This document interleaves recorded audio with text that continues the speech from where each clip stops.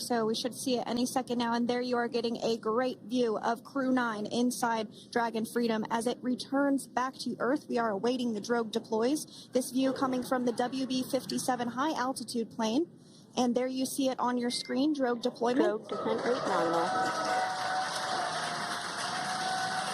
You can hear the crowd here. Visual on 2 healthy drogues. The crowd here very excited as Dragon Freedom continues to make its way back to planet Earth.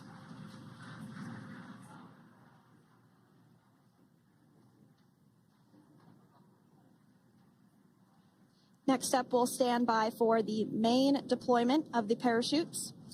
The mains are quite a bit larger. You'll be able to notice the difference on your screen once they deploy, and they continue to ensure that the Dragon spacecraft slows down even further.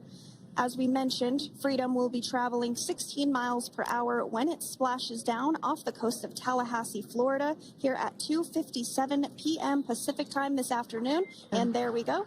We have visual on 4 healthy mains. That view was from inside. Freedom copy. That view was from inside one of the buckets where the parachutes are located. So we see a great view there of the reefing on those parachutes. And as those main parachutes begin to inflate fully, 4 beautiful, healthy mains. Now awaiting visuals of Splashdown. Freedom. We'll start to hear Commander Nick Hague. Copy, 1,000. As we heard right there, Commander Nick Hague will be calling out the altitude of the Dragon capsule from here on out. Landing in water is simpler and provides more margin against unlikely parachute issues. You can see those parachutes continuing to slow the Dragon capsule down. And if you're just joining us, you're looking at 800 meters. A live view of Crew 9. Just minutes away from splashing down off the coast of Tallahassee, Florida. Splashdown 2 minutes from now at 2:57 p.m. Pacific. We do have 4 healthy mains really doing the job there. Just breathtaking views of a calm, glass-like ocean off the coast of Tallahassee, Florida. Crew 9 just minutes away from splashing down. This is really such an incredible shot. Copy, 600. That was a live view from our recovery vessel, Megan, which is stationed a couple miles away from the splashdown site. We can see the crew there using their restraints as resting places for their arms. They were just in space moments ago, so their arms were able to float freely. 400 meters. This is a gorgeous bluebird day here that we have for the splashdown of Crew 9. It's incredible to think that the Dragon capsule just minutes ago was going over 17,000 miles per hour and now gently coasting to a soft splashdown. 200. Copy, 200 meters. Brace for splashdown.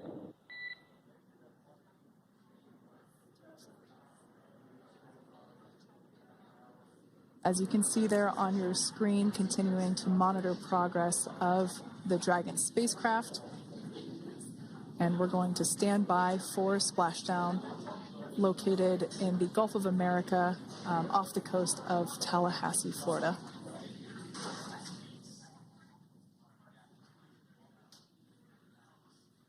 And splashdown, Crew 9 back on Earth.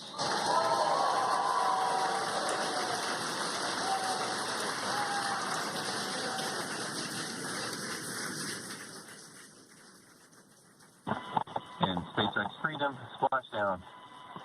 Good main release. Copy, splashdown. We see main chutes cut. Nick, Alex, Butch, Sunny, on behalf of SpaceX, welcome home.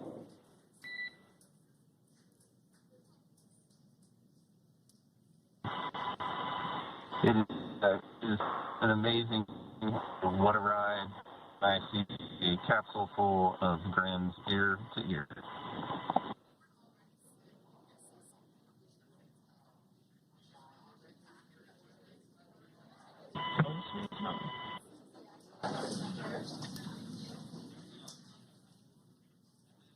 And as you can see on your screen, we have visual confirmation of Splashdown. Dragon Freedom has returned home, and NASA astronauts. System safety verifications are in progress. We'll report back when recovery personnel are en route.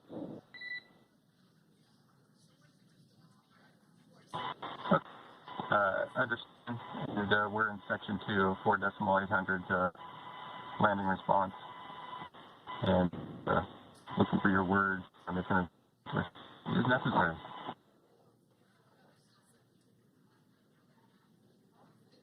In the distance, we can see the recovery vessel making its way. Copy, you're in section 2 for the environmental assessment in 4.800. That is not necessary today. Understand. Raising button.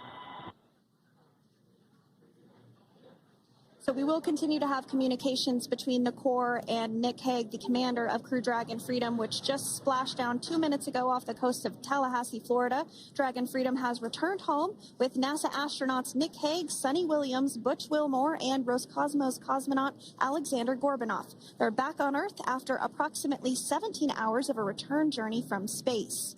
The SpaceX recovery ship and team have been waiting for Dragon's splashdown, and they will now make their way to the splashdown location. The teams have been ready and waiting about 3 nautical miles away, so it's going to take them about 30 minutes or so to make their way to SpaceX Freedom. Pretty sure we're in stable 1. Copy, stable 1. We see the same. It's going to take about 30 minutes for the recovery team to make their way over to Nick, Sonny, Butch, and Alexander, who are still seated and secured inside that Dragon spacecraft there on your screen. Incredible views there of that thermal protection system, or TPS. That Dragon capsule was pristine, white color before it departed the station, and we can see how the reentry phase, the thermal protection system did its job.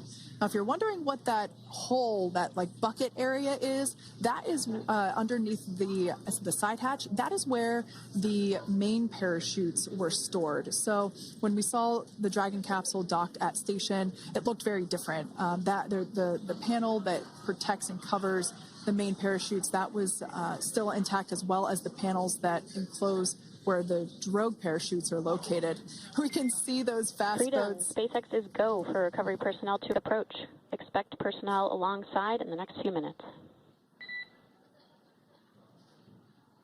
Freedom copies. We can see those fast boats. We weren't kidding when we said they were fast. While it does take about 30 minutes for the main recovery vessel to make its way over to the capsule, these fast boats will be doing a couple of things simultaneously. A couple of them are going to be working to retrieve the parachutes that you see in the background there of this drone shot. Those parachutes will be retrieved from the ocean surface. We want to make sure we are able to pull those out. The recovery vessel there closest to the spacecraft is going to be performing some safety checks. We can see there they're using an instrument that is basically working to detect if there are any hypergolic vapors or fumes that are still residing in and or around the Draco thruster nozzles or outlets. The hypergolic fuel, which is necessary for on-orbit burns to maneuver the spacecraft. Unfortunately, those hypergolics are unable to be breathed. They are toxic, and so this team here is doing those initial safety checks to make sure that it is safe for the rest of the recovery team to approach the spacecraft. They're also checking to make sure that any residuals from the pyros are safe and are not going to cause any issues. We can see the team working their way around the spacecraft to do these these sniff tests on all of those Draco thrusters. And as we continue to await the recovery of our Dragon spacecraft with NASA astronauts Nick Hague, Sonny Williams, Butch Wilmore, and Roscosmos cosmonaut Alexander Gorbanov inside, Dragon has autonomously completed several steps to safe itself following splashdown. We are continuing to see Dragon in what is known as stable 1 configuration. That's kind of the ideal configuration following splashdown. It's upright, and the Dragon capsule is in the right configuration for it to be hoisted into the recovery vessel Megan, which you do see a little ways off in your screen approaching. Dragon will continue to remain live on air with you through that recovery process, all the way through the point where the crew is extracted from the Dragon spacecraft. Now, if you are just joining us, the mission has gone smoothly so far. Dragon successfully splashed down off the coast of Tallahassee, Florida at 2:57 p.m. Pacific, 5:57 p.m. Eastern Time this afternoon. Approximately 17 hours prior to splashdown, Dragon autonomously undocked from the International Space Station, completed a series of departure burns, jettisoned its trunk section, and performed its final burn, the deorbit burn. This placed the Dragon spacecraft on a trajectory toward Tallahassee, Florida. Dragon successfully re-entered the Earth's atmosphere, followed by deployment of its parachutes to slow the spacecraft down to a gentle splashdown. We're now going to follow the Freedom. Hypergol sweeps and unfired ordnance checks are nominal. Rigging is in progress. Approximately 25 minutes until capsule lift. Stand by for PMC with SpaceX flight surgeon.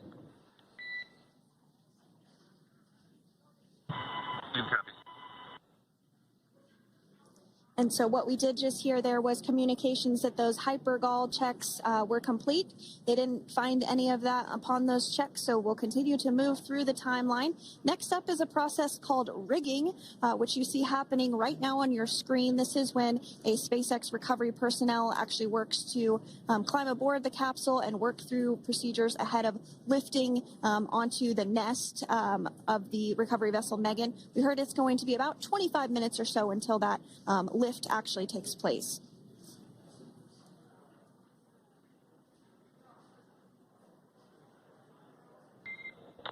Okay, Freedom, the next call will be from the SpaceX flight surgeon on Dragon Ground Private. Understand. Thank you. callouts there indicating that the crew will have the opportunity to do a quick check-in with the SpaceX flight surgeon.